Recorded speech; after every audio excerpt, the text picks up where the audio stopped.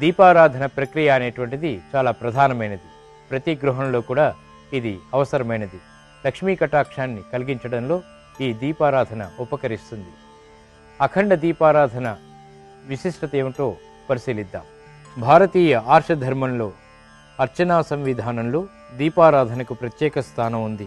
దీపారాధన ప్రక్రియలో అనేక విధానాలున్నాయి. అఖండ దీపం, నేతి దీపం, నూనె దీపం, పిండి దీపం, నిమ్మకాయల దీపం, నువ్వుల నూనె దీపం, ఉసిరి దీపం, జలదీపం, ఇలా అనేక రకాలున్నాయి. ఈ దీపాల విధాలలో ఒక్కో దీపం వెలిగించడం వల్ల ఒక్కో విధమైనటువంటి ప్రయోజనాలు సిద్ధిస్తాయి.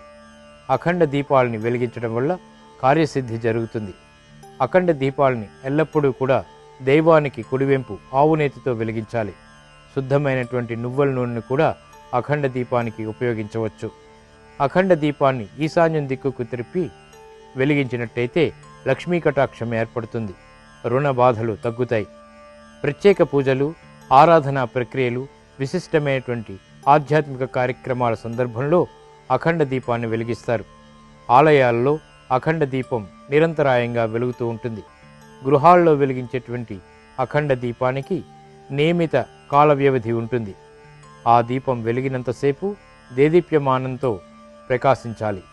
ఆ వెలుగు ఆ దీపాలని వెలిగించిన వారి ఇంట్లో కొత్త కాంతుల్ని నింపుతుంది, దారిద్ర్యాన్ని నివారింపచేస్తుంది, సుఖశాంతుల్ని కలిగిస్తుంది.